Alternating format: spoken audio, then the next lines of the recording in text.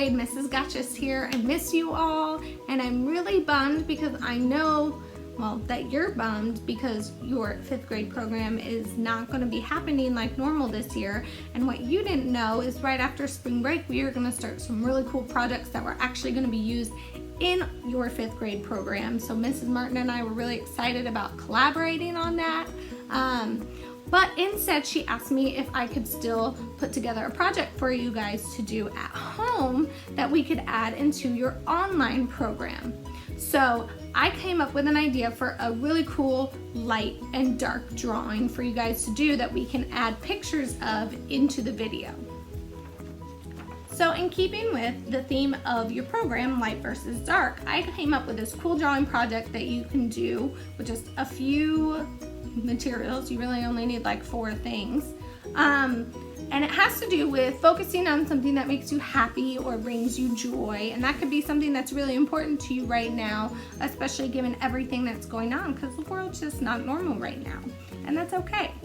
So I chose to do a picture of a paintbrush and a paint palette because that's been really important to me as everything's kind of not been normal, and I miss you guys and I miss creating with you guys at school. I'm still trying to create at home.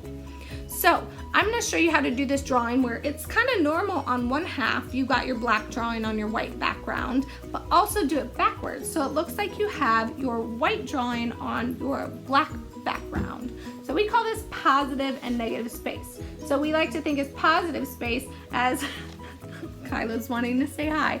We like to think of positive space as, hi buddy, as the object you are drawing or the space that it is taking up, and negative space is all that stuff in the background. So it would be the white in the background would be your negative space. On this side, however, it's backwards. So your positive space is actually the white and the black is actually the background. So it would be your negative space. So it kind of flips which one is positive and which one is negative on each side. I'm going to show you how to make a drawing like this. I'm going to talk to you guys about how to take a really nice picture of it to send it to me as well so we can add it into your online program. So I can't wait to see what you guys do. I miss you guys all so much, and I hope you're staying safe and taking care of yourselves. Hey 5th grade, here are the materials you will need to make your positive and negative space drawing for your online 5th grade program.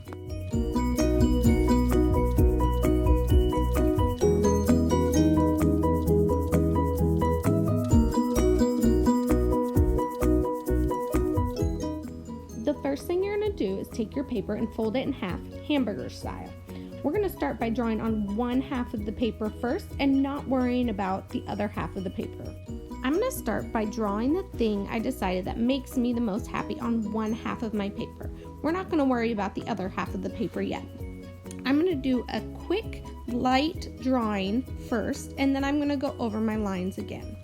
I want to kind of make my lines almost double as thick, so I'm going to add another line like I'm making a bubble letter. The reason I'm making all of my lines twice as thick as they are will be more apparent later, but for now just think about making all of your lines doubled so that way it looks like you're outlining the line instead of just drawing the line.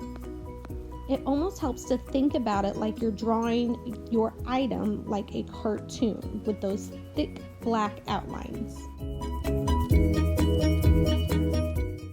So I finished up my drawing of my paintbrush and my paint palette, and then I added some different drawing elements to the background to fill up the space a little bit. I drew lightly first, and then I'm going to go over my pencil lines with a nice dark line so that way I can transfer my lines onto the other half of the paper.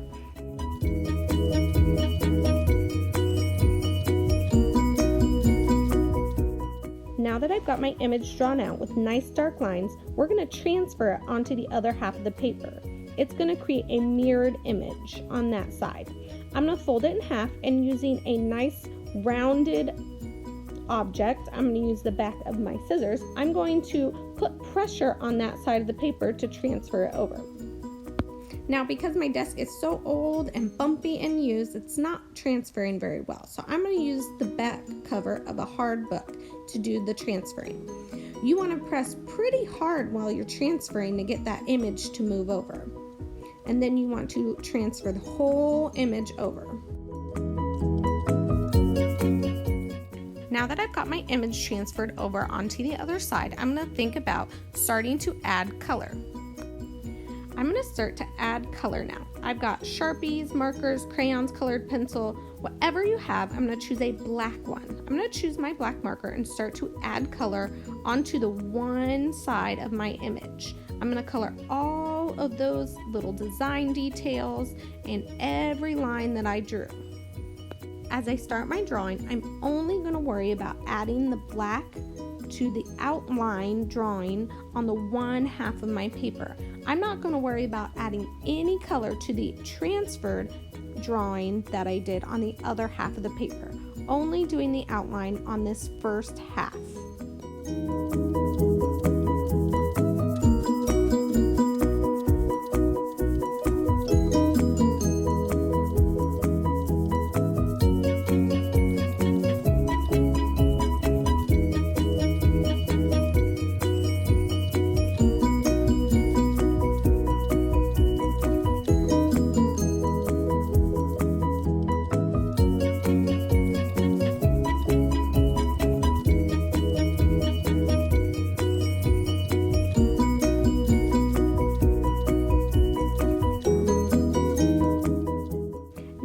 Outlined all of my design elements on the one half of the paper, I'm done with that side.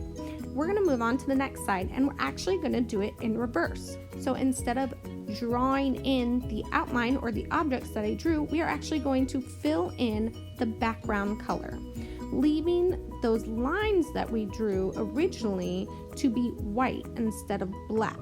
So we are going to create an inverted drawing on that side. Because we're filling in the background of our drawing instead of the actual lines and designs that we drew, we had to do those thick double lines instead of just a solid line. That's why we wanted to make them look like more like bubble designs instead of just a normal design.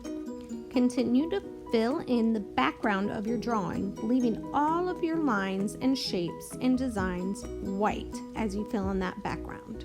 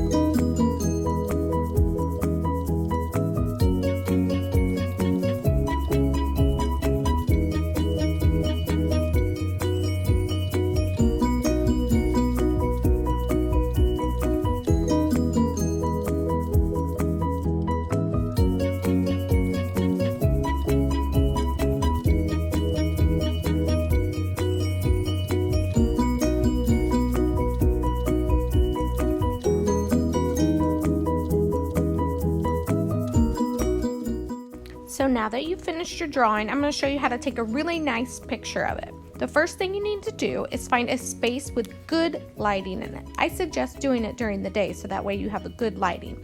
And then the next thing you want to do is make sure you get the whole picture in view. I don't want to see where your picture is cut off. I want to make sure the whole picture is in view.